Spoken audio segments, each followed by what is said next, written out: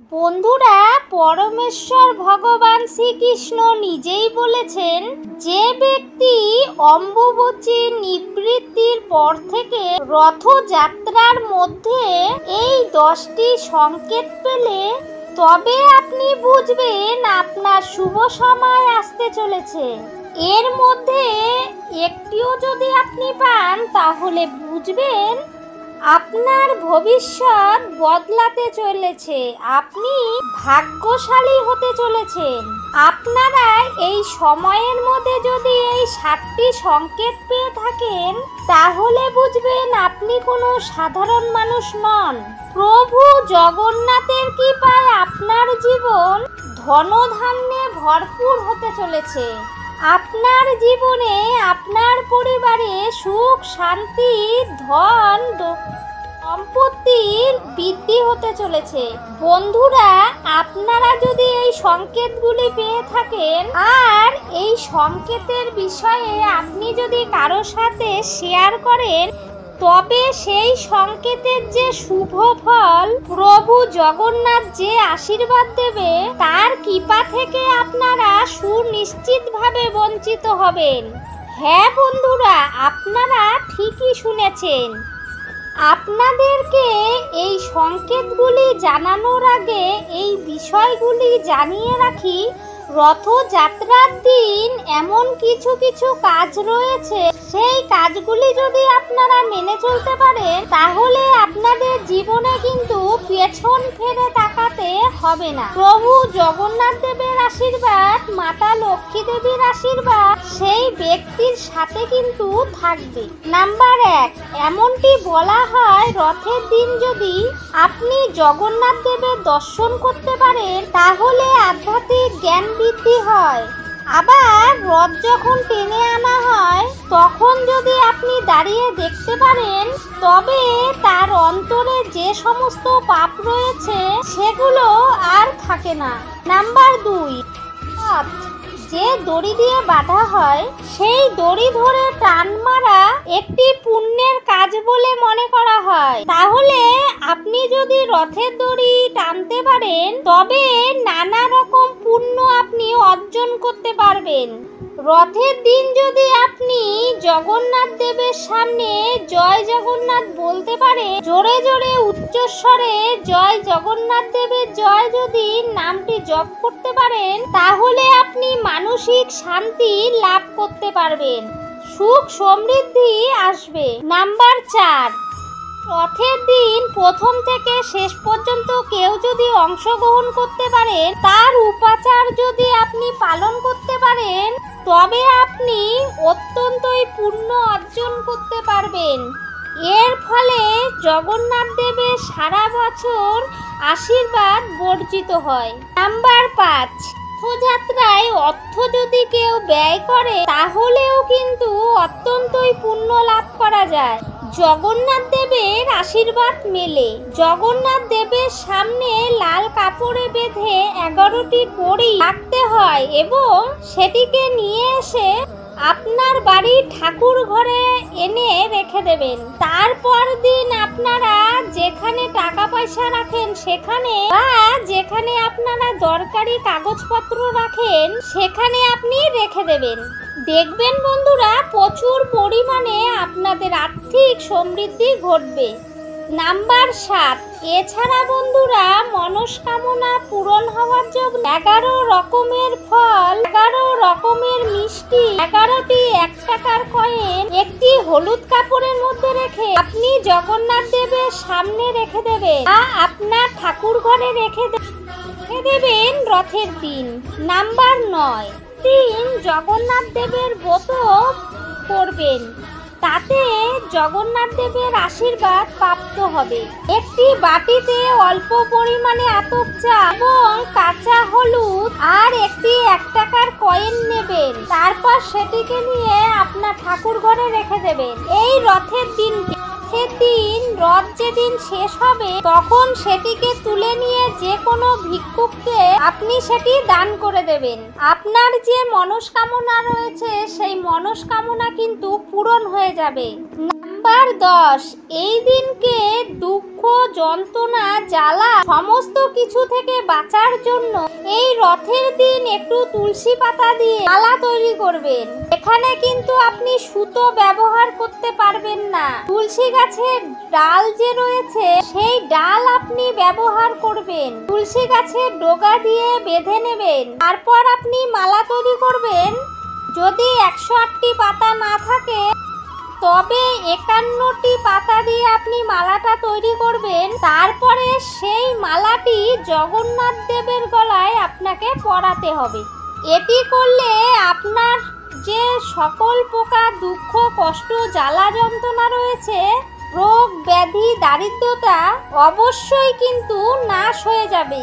কথিত রয়েছে পবিত্র রথের দিনকে সব সময় যদি জগন্নাথ দেবের নাম উচ্চারণ করা যায়, আপনার সমস্ত রকম মনস্কামনা পূরণ হবেই হবে। তাছাড়া যদি আপনি রথের দিন মাটিতে দণ্ডি দিতে পারে তবে আপনি সর্বশক্তির প্রাপ্তি করতে পারবেন। তাতে জগন্নাথ দেবের আশীর্বাদ ও কৃপা লাভ করতে পারবেন। এগুলো ছিল ছোট ছোট উপায়। এবার জানিয়ে দেব কি সেই 10টি সংকেত যেটা আপনারা পেলে আপনাদের ভবিষ্যৎ পাল্টে যেতে পারে। আবার সেই সংকেতগুলির বিষয়ে কারো সাথে কিন্তু শেয়ার করবেন না। এবারে জেনে নেই কি সেই সংকেতগুলি। এই সংকেতগুলির মধ্যে আপনারা কোনো একটি সংকেত যদি পান তাহলে বুঝে নেবেন ভগবানের কৃপা, ভালো সময় আপনার আসতে চলেছে। বন্ধুরা, আমাদের হিন্দু সনাতন ধর্মে সময়কে খুবই শক্তিশালী বলে গণ্য করা হয়। সময়ের চাকায় খুশি, দুঃখ, কষ্ট, জ্বালা যন্ত্রণা এবং জন্ম মৃত্যুর সঙ্গে আমাদের পরিচয় করায়। বন্ধুরা, আপনারা এই বিষয়টি দেখেছেন, সময় মানুষকে অনেক কিছুই শেখায়। সময়ের চাকা রাজাকে ফকির যেমন বানিয়ে দেয়, তেমনি ভাবে ফকিরকেও রাজা বানিয়ে দেয়। এটা মানা হয় সময়ের জন্য কোনো মানুষের জীবন কখনো সুখ কখনো দুঃখ দেখা দেয়। কিন্তু আপনি কখনো এটি ভেবে দেখেছেন আপনার জীবনে শুভ সময় আসতে চলেছে? এটি আগে থেকে কিভাবে জানা যাবে? ভগবান শ্রীকৃষ্ণ নারদ মুনিকে এই প্রসঙ্গে বলেছিলেন, প্রকৃতি আমাদের এই সংকেতগুলি প্রদান করে। সবার প্রথমে যে সংকেতটির কথা বলবো সেই সংকেতটি হলো পুজোর সময় আপনার চোখ দিয়ে জল আসে। যদি আপনি আপনার শরীরে একটি কম্পন অনুভব করেন তাহলে এই বিষয়টি ভগবানের সংকেত হিসাবে ধরা হয়।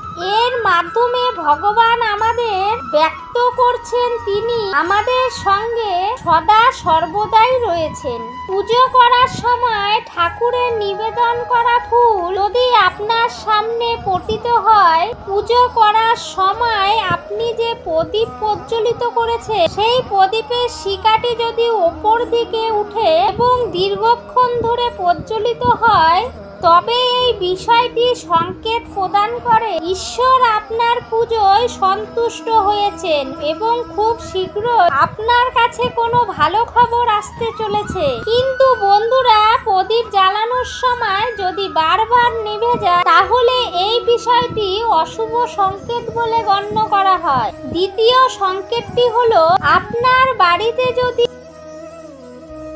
ঠিক মাত্রায় কালো পিঁপড়ের আগমন ঘটে তবে এই বিষয়টিকে অত্যন্ত শুভ বলেই মানা হয়। বলা হয় তো পিঁপড়ের আগমনে লক্ষ্মী দেবীর আগমনের সংকেত চিহ্নিত করে। তাই আপনি যদি কালো পিঁপড়ের আগমন দেখতে পান তবে অবশ্যই আটার সাথে চিনি মিশিয়ে তাদের উদ্দেশ্যে খেতে দিন।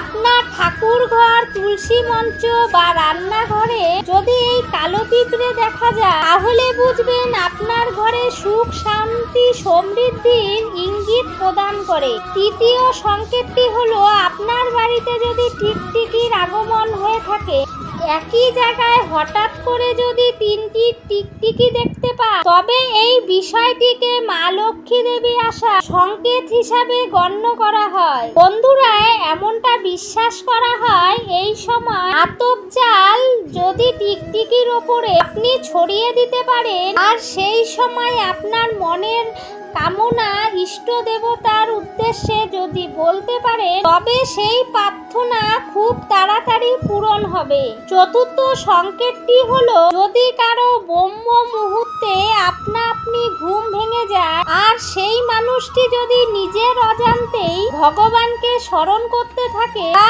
মানুষটির ওই সময় মনে হতে থাকে অন্য কেউ কোনো ভালো দিশা দেখাচ্ছে, তখন এই ধরনের মানুষদের বুঝে নেওয়া উচিত তার ভাগ্যের দুয়ার অতি শীঘ্রই খুলতে চলেছে, তার সফলতার নতুন নতুন রাস্তা মিলতে চলেছে। পঞ্চম সংকেতটি হলো, কখনো কোনো গৃহের দরজার সামনে গরু অর্থাৎ গোমাতা খাবারের জন্য আসে, বা কোনো হনুমান বা বাদর ঘরে এসে রান্নার থেকে উঠিয়ে নিয়ে যায় খাবার, অথবা বাড়িতে কোনো পাখি এসে নিজের বাসা বানায় বা বেড়াল বা কুকুর বাচ্চা দেয়, তবে সেই মানুষকে বুঝে নিতে হবে তার খুব তাড়াতাড়ি শুভ সময় আসতে চলেছে, তাকে আরো শক্তিশালী বানিয়ে তুলবে, তার জীবনে আগের চেয়েও বেশি উন্নত হবে, উচ্চতার লক্ষ্যে পৌঁছাতে হবে। এর পরের সংকেতটি হলো, যখন কারো বাড়িতে ছোট বাচ্চারা নিজের থেকে খেলতে আসে অথবা কোনো ছোট বাচ্চা কোনো ব্যক্তিকে বারবার মন খুলে হাসতে থাকে, তবে এটি ভগবানের সংকেত বলেই মনে করা হয়। ভগবান শ্রীকৃষ্ণ বাচ্চাদের মধ্যেই থাকে। এই রকমটা যদি আপনাদের সাথে হয়ে থাকে, তখন সেই মানুষকে বুঝে নিতে হবে আপনার জীবনে চলা ভবিষ্যৎ খুবই সুখকর হয়ে উঠবে। বন্ধুরা, বয়স্ক মানুষদের আপনারা অনেক সময় বলতে শুনেছেন বাচ্চারা ভগবানের রূপ, তারা সর্বদাই আপনাদের জন্য শুভ হবে। এর পরের সংকেতটি হলো, যখন কোনো মানুষ পুজোর থালা নিয়ে ভগবানের পুজো করতে থাকে, তখন পুজোর সময় হঠাৎ করেই অনুভূতি হতে থাকে যে ভগবান তার দিকে তাকিয়ে রয়েছেন অথবা তাকিয়ে হাসছেন, বা কিছুদিন পর তার গৃহে যদি অতিথির আগমন হয়, তবে সেই ব্যক্তির বুঝে নেওয়া উচিত তার শুভ সময় শুরু হতে চলেছে। কোনো মহিলার বাঁ চোখ বা কোনো পুরুষের ডান চোখ লাফাতে থাকে, তখনও তাদের বুঝে নেওয়া উচিত তাদের ভালো সময় আসতে চলেছে। সপ্তম সংকেত প্রসঙ্গে ভগবান শ্রীকৃষ্ণ বলেছেন, যখন কোনো মানুষ সকাল সকাল শুভ কাজে করতে বেরোচ্ছেন, তখন রাস্তায় বের হবার পর তিনি যদি কোনো গোমাতার দেখা পান অথবা কোনো দেবদেবীর মূর্তির দেখা পান অথবা কোনো গরিব দুস্থ প্রাপ্ত হয়, তবে ওই ব্যক্তিকে এটি বুঝে নেওয়া উচিত আপনি যেই কাজটি করার জন্য বাড়ি থেকে বেরিয়েছিলেন, তিনি সেই কাজটিতে সফল হবেনই হবেন। অষ্টম সংকেত প্রসঙ্গে ভগবান শ্রীকৃষ্ণ বলেছেন, হে মুনিবর নারদ, যখন কোনো মানুষ মন থেকে খুশি থাকে, তার মুখে সর্বদা একটি হাসির ঝলক দেখা যায়। এমন মানুষ যার রাগ নিয়ন্ত্রণে সক্ষম হয়, সেই ধরনের মানুষদের জীবনে খুব তাড়াতাড়ি ভালো সময় আসতে চলেছে। এই ধরনের মানুষেরা যে কোনো জিনিস সম্পর্কে ভাবে, তার ভাবনা থেকেও সেই জিনিসটি বেশি পরিমাণে সেই ব্যক্তি পেয়ে থাকে। বন্ধুরা, আপনারা নিশ্চয়ই এই বিষয়টি শুনেছেন, যে ব্যক্তির নিজেকে নিয়ে কোনো অভিযোগ নেই, তিনি সমস্ত কিছুতেই প্রসন্ন থাকেন, সেই ব্যক্তি ভগবানের কাছে কিছু না চাইতেও অনেক কিছুই পেয়ে থাকেন। নবম সংকেতটি হলো, ভগবান শ্রীকৃষ্ণ বললেন, যখন কোনো ব্যক্তি নিজের খরচাকে নিয়ন্ত্রণ করতে সক্ষম হয়, তখন আমি তাকে ধনপ্রাপ্তির নতুন নতুন রাস্তার সন্ধান দিয়ে থাকি। এই ব্যক্তির বুঝে নেওয়া উচিত তার ভালো সময় খুব শীঘ্রই আসতে চলেছে। এই সময় থেকেই তার ঘরে মাতা লক্ষ্মী দেবী বসবাস করতে শুরু করবে। সবশেষে ভগবান শ্রীকৃষ্ণ নারদ মুনিকে আরো বললেন, যদি কোনো ব্যক্তি সন্ধেবেলা কোনো ব্যক্তির দ্বারা জল বা দুধ ভরা পাত্র পুত্র প্রাপ্ত হয় বা সেই সময় যদি তাকে কোনো মিষ্টি প্রদান করে, সেই ব্যক্তিকে বুঝে নেওয়া উচিত তার জীবনে খুব ভালো সময় খুব শীঘ্রই আসতে চলেছে। বন্ধুরা, এরকমটা যদি হয়ে থাকে সম্পূর্ণ বিশ্বাস রাখুন আপনার ভালো সময় অতি শীঘ্রই আসবে। বন্ধুরা, আপনারা যদি এই সংকেতগুলি পেয়ে থাকে সম্পূর্ণ বিশ্বাস রাখুন আপনাদের অতি শীঘ্রই শুভ সময় আসতে চলেছে। এই সংকেতগুলি আপনারা ভগবানের সংকেত হিসেবে আপনারা গণ্য করুন। ভিডিওটি আমার এই পর্যন্তই বন্ধুরা। ভিডিওটি ভালো লাগলে লাইক কমেন্ট শেয়ার করবেন।